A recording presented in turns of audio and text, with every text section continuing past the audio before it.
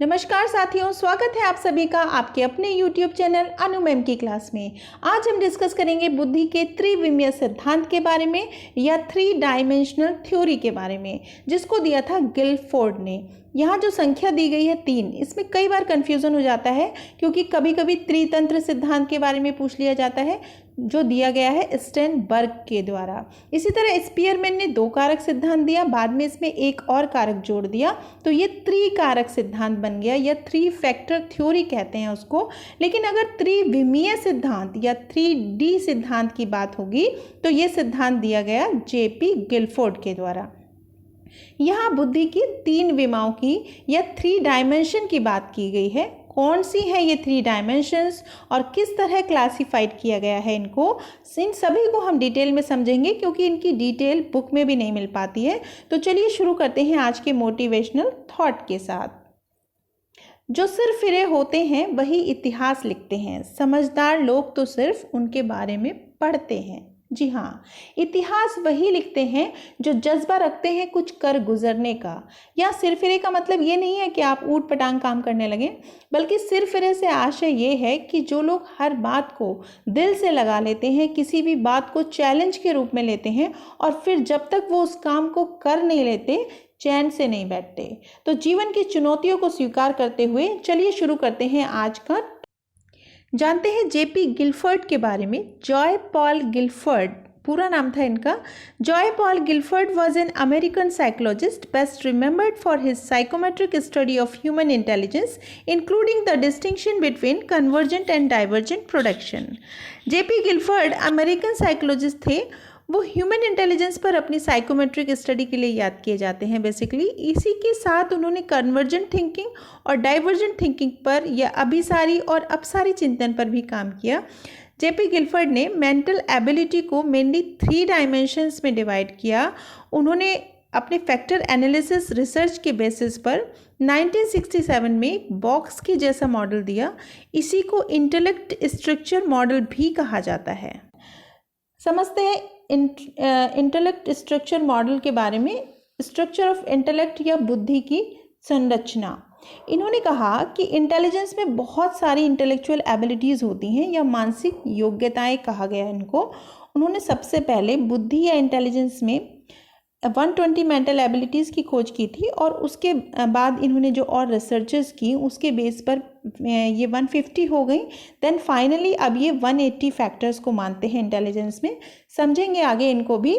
इन्होंने इंटेलिजेंस की स्ट्रक्चर को समझाने के लिए एक 3 डायमेंशनल क्यूबिकल मॉडल दिया था, या हम कह सकते हैं इसको एक त्रिविमीय घनाकार मॉडल बोल सकते हैं इसको, जिसमें 3 डायमेंशंस को इन्होंने नाम दिए ऑपरेशंस, कंटेंट्स और प्रोडक्ट्स।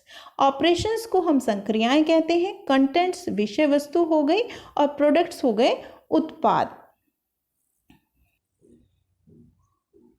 अगर हम इस मॉडल को देखते हैं तो इसमें टोटल 150 सेल्स को शो किया गया है।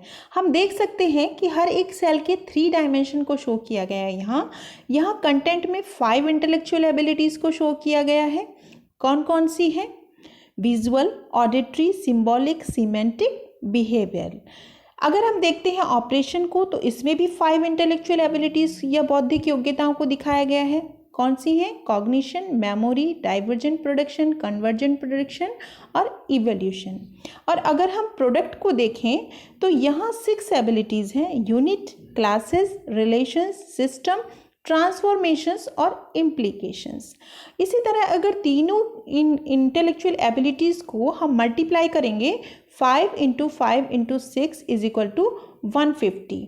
लेकिन आगे रिसर्चेस के बेस पर इन्होंने पाया कि ऑपरेशंस में अगर हम यहाँ देखेंगे नेक्स्ट पिक्चर में अगर हम देखते हैं तो ऑपरेशन में जो मेमोरी दी गई थी वो भी 2 टाइप्स की होती है। तो यहाँ आ गई मेमोरी, कॉग्निशन के बाद मेमोरी रिकॉर्डिंग, मेमोरी रिटेंशन। तो ये 2 तरह की हो गई। इस तरह से ऑपरेशन में भी क्या हुआ, इंटेलेक्चुअल एबिलिटीज़ 6 हो गई। तो अब यहाँ पर 5 × 6 × 6 = 180 मेंटल या इंटेलेक्चुअल एबिलिटीज़ पाई गई। तो इस तरह से अब फाइनली 180 मेंटल एबिलिटीज़ की बात की गई है।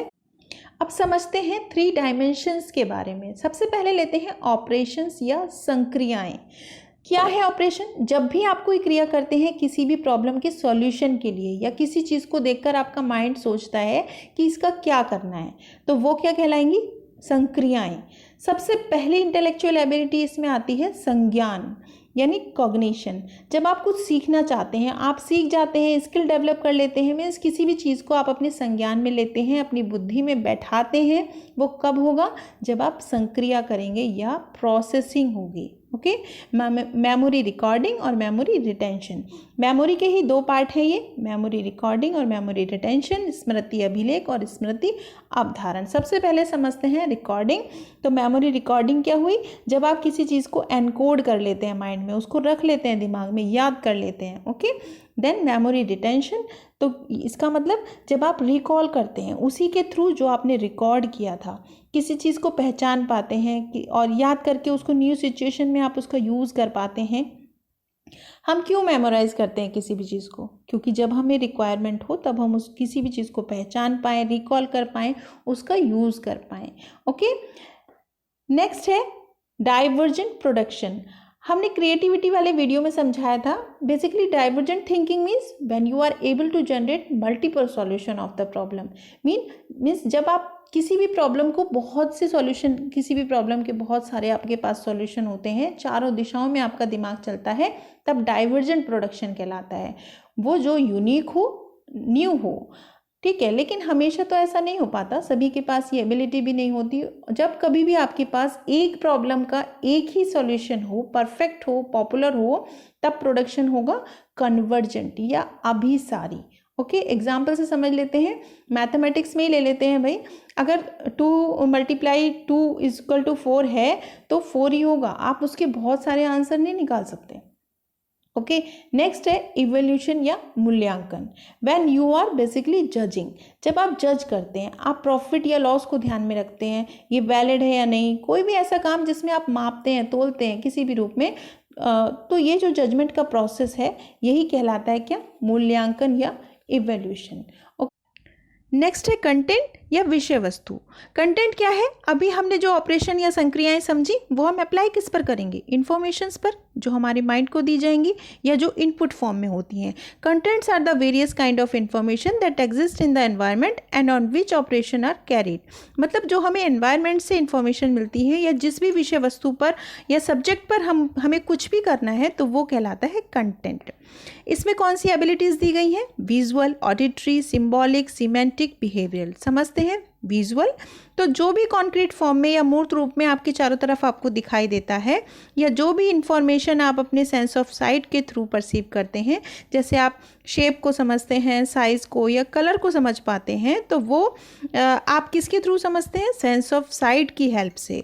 तो ये सभी विजुअल कंटेंट कहलाता है। नेक्स्ट है ऑडिटरी या श्रव्य, मीन्स सेंस ऑफ हियरिंग। जब आप सुनकर इन्फॉर्मेशन को परसीव करते हैं, जैसे डिफरेंट टाइप की साउंड को आप पहचान लेते हैं, तो वो सभी ऑडिटरी कंटेंट कहलाएगा।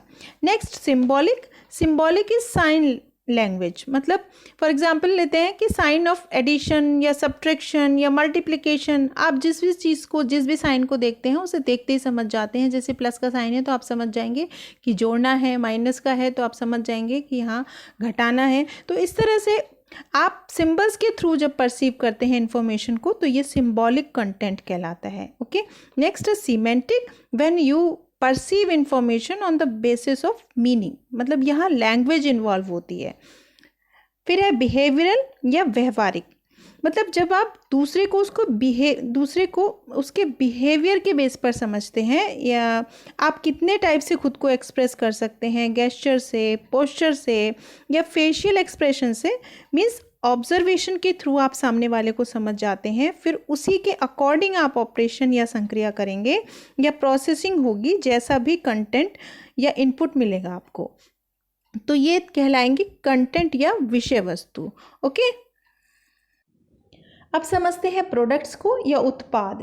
प्रोडक्ट्स क्या है? Products are the result of operating on the contents. जब हम कंटेंट पर ऑपरेशन करते हैं, या अगर हम कंटेंट को इनपुट माने, क्योंकि यहाँ से इंफॉर्मेशन दी जाती है माइंड को और फिर प्रोसेसिंग होती है, तो जिसे हम ऑपरेशन या संक्रिया कहते हैं, तब लास्ट में रिजल्ट हमें मिलता है जो वो कहलाता है प्रोडक्ट। सबसे पहली इसकी एबिलिटी है यूनिट्स या इकाइयाँ, मीन्स सिंगल ऑब्जेक्ट, जैसे मैन, वुमेन या चाइल्ड को हम ले सकते हैं एग्जाम्पल के तौर पे। फिर है क्लास या वर्ग कहते हैं इसको, जब यूनिट्स को मिलाकर कोई एक कॉन्सेप्ट बन जाता है, कोई एक कैटेगरी बनती है तो वो कहलाती है क्लास। जैसे मैन, वुमेन, चाइल्ड, ये सभी क्या हैं? ह्यूमन बीइंग हैं, तो ये एक क्लास बन गई। उसके बाद रिलेशन या संबंध, तो दो कॉन्सेप्ट के बीच में जब कोई कनेक्शन बनता है तब वो कहलाएगा रिलेशन, या जब आप एसोसिएट कर पाते हैं किसी को किसी से तब रिलेशन बनेगा। नेक्स्ट है सिस्टम, मीन्स एक स्ट्रक्चर का बनना या एक नेटवर्क का बनना, जब बहुत सी चीज़ें एक दूसरे से जुड़ी हुई हों, एक दूसरे को इन्फ्लुएंस भी करती हों, तब वो एक सिस्टम की फॉर्म में होता है।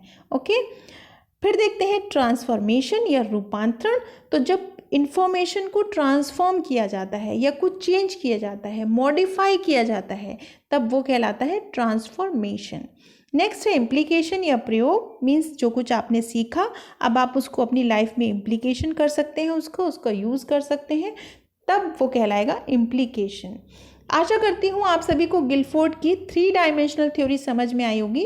यदि कंटेंट समझ आया हो तो प्लीज़ वीडियो को लाइक करें, और अगर कहीं कोई प्रॉब्लम हो या समझ ना आ रहा हो तो प्लीज़ कमेंट बॉक्स में लिखकर बताएं, और चैनल को सब्सक्राइब करना बिल्कुल ना भूलें अगर सब्सक्राइब ना किया हो। धन्यवाद।